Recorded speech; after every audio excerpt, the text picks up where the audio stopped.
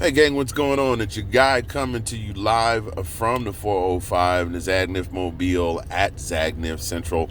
Just in the garage getting back from running some errands. It is 21 degrees. The wind is definitely whipping down the plane. It's supposed to get colder. That Arctic, whatever it is supposed to be coming through here. And we may have a little precipitation. May have to work from home tomorrow. Anyway, first full weekend without college football. Always the weirdest. Pro football on a Saturday, also a little strange. That's not surprising, but still new for old heads like me that were just grew up with football on Mondays, Sundays, and Mondays. But I wanted to talk about some pro ball. We'll talk about Colin and I will talk about Georgia tomorrow. Today, we're talking pros. Saquon Barkley, 101 yards away from breaking a record that has stood for close to 40 years. And they decide to sit him.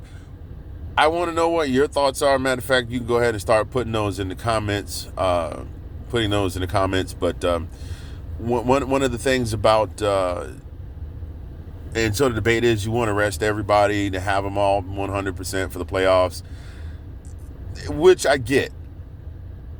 But understanding that professional football is a very brutal sport, one of the most brutal sports. I mean, I would probably put hockey and rugby just a couple of steps above rugby because they play with zero pads, and hockey because some of the hits that are illegal in football are not illegal in hockey. Anyway, it's a physically demanding sport. They play 3 preseason games. They play 17 regular season games. There's training camp. These guys are getting, beaten, banged on for a good while here by the time the season is over. Not to say that they should not do their absolute best to ensure that they are ready for the playoffs. Here's my 2 cents. There is no guarantee that if they rest everybody, let's say they rest the entire starting roster, defense, offense, special teams, they rest everybody. There's no guarantee they'll get to the Super Bowl. They could go out in the first round and lay a big fat goose egg. You know what is a better guarantee? That playing against the New York Giants, Saquon Barkley would have a field day. Multiple reasons. Chasing NFL immortality. Your name would go in the record books and would stay there for eternity. Not to say that the record wouldn't be broken, but your name would go in the record books as somebody who broke the record and is now the leading all-time regular season rusher. Number 2, you guys remember what team it was that cut Saquon and sent him to the Eagles? I'll let you marinate. If you said anything other than the New York Giants, you're wrong. Not to say that Saquon strikes me as a guy that would get vengeance, but it would be a period at the sentence that would give him some justification. Because as we can all see, clearly, he was not even remotely done with what he had to do in the NFL. Not only that,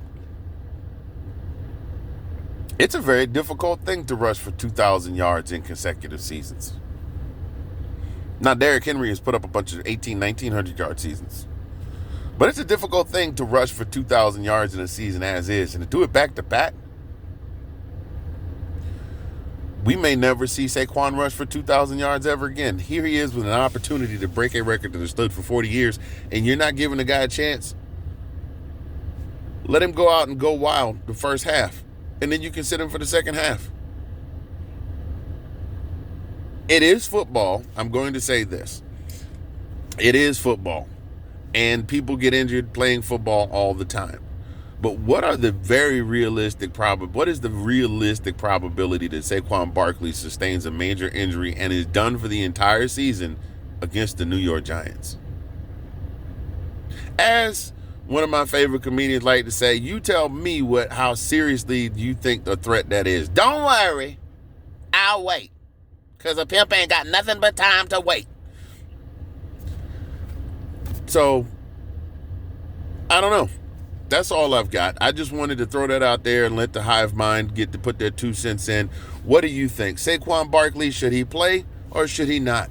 You let me know in the comments. Like I said, Colin and I will be on tomorrow to talk about Georgia's very unexpected and hasty exit from the CFP at the hands of Notre Dame.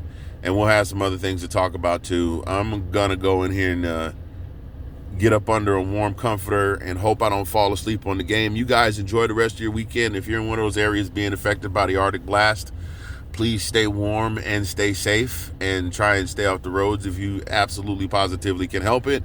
And we'll see you tomorrow. Go Dogs.